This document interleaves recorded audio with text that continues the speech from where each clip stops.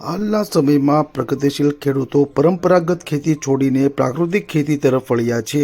ખેડૂતો કંઈક નવીન અભિગમ અપનાવીને મહત્તમ નફાયુક્ત કમાણી કરી રહ્યા છે. રાસાયણિક ખેતી કરવાથી અનેક ગેરફાયદા તેમજ નુકસાન થતા હોય છે. એવા સમયે આજના ખેડૂતો પ્રાકૃતિક ખેતી તરફ વળ્યા છે અને મહત્તમ ઉત્પાદન સાથે સારી એવી કમાણી મેળવી રહ્યા છે.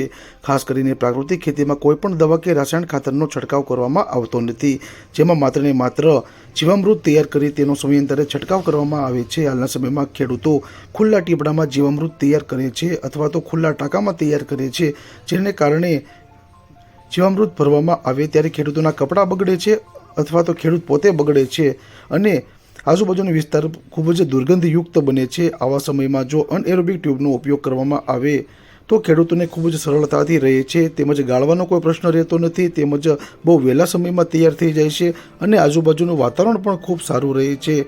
આવી જ વાત કરવામાં આવે તો બોટાદના ગરડાના સમઢિયાળા ગામના 42 વર્ષીય ભોળાભાઈ ધનવણિયા દ્વારા પોતાના ખેતરે અનએરોબિક ટ્યુબ તૈયાર કરવામાં આવી છે, જેનો ખર્ચો અંદાજે 21,500 થી 22,000 સુધીનો રહ્યો છે, જેમાં ખૂબ જ ઓછા સમયમાં જીવામૃત તૈયાર થાય છે અને પોતાની બગાયતી જે લાલ સીતાફળનું વાવેતર કરવામાં આવ્યું છે તેમાં સરળતાથી છંટકાવ કરી શકવામાં આવે છે, તેમજ તેનું પિયત પણ સમયાંતરે કરવામાં આવે છે, જેમાં અનએરોબિક ટ્યુબના ખૂબ જ મોટા ફાયદા આ ખેડૂત દ્વારા વર્ણવવામાં આવ્યા છે. જે આ ટ્યુબ થકી જીવામૃત ખૂબ જ ઝડપી અને ઓછા સમયમાં જીવામૃત તૈયાર થઈ જાય છે. ભોળાભાઈ ધનજીભાઈ ધનવાણીયા, ગામ સમઢિયાળા, તાલુકો ગઢડા, જિલ્લો બોટાદ. કોલેજ સુધી અભ્યાસ કરેલો છે અને પહેલેથી આમ તો બાપદાદાની ખેતી હોય એટલે પહેલેથી જ તે, પણ કોલેજ પૂરી કર્યા પછી 2005થી ખેતી સાથે જોડાયેલો. એરોબિક ટ્યુબ છે અને આનો રાસાયણિક ખાતરનો ઉપયોગ દિવસે દિવસે વધતો જાય છે અને ઉત્પાદન ઘટતા જાય છે અને સ્વાસ્થ્ય માટે ખૂબ નુકસાનકારક હોય, એટલે એનો વિચાર આવ્યો કે આનાથી કોઈ આપણને એની તૈયાર થયેલી વસ્તુ ખાવાથી રોગો ન થાય એના માટે ગાયનું સાણ, ગૌમૂત્ર, ખાટી છાશ, સરગવાના પાન, પ્લસ ભાતનું ઓસામણ અને પ્લસ મેં કીધું ફળી એક એવી સડી જાય એવી ટૂંકમાં બધી વસ્તુ આમાં નાખો એટલે કમ્પ્લીટ થઈ જાય છે.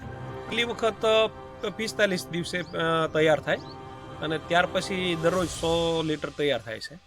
ટીપણામાં એમાં તૈયાર કરતાં એમાં દુર્ગંધ વધારે મારતી અને હાથને આ બધું બગડે ને કપડાએ બગડે ને, આમાં બીજું કોઈ નહીં, સીધું ટીપણામાં નાખી દીધું, હલાવીને સીધું ટ્યુબમાં સડાઈ દેવાનું એટલે ઘણું અનુકૂળ રહેશે અને ગાળવા બાળવાની કંઈ માથાકૂટ નથી રહેતી, સીધું ટ્રીપમાં સડે એટલું ચોખ્ખું નીકળે છે. 21,500માં તૈયાર થઈ હતી મારે ત્યારે. અને ઘણા મારી આ ટ્યુબ જોયા પછી ઘણા ખેડૂતોને આપણે કીધું અને શરૂ કરી છે અને મૂકી છે.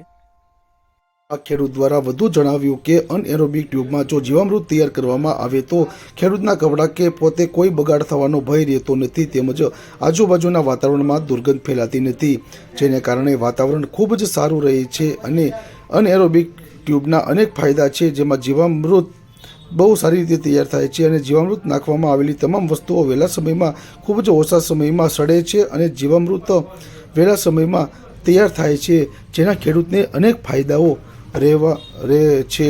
તેમજ અનએરોબિક ટ્યુબમાં અંદાજે 20,000 થી 22,000નો ખર્ચ થાય છે તેમ ખેડૂત દ્વારા જણાવવામાં આવ્યું હતું.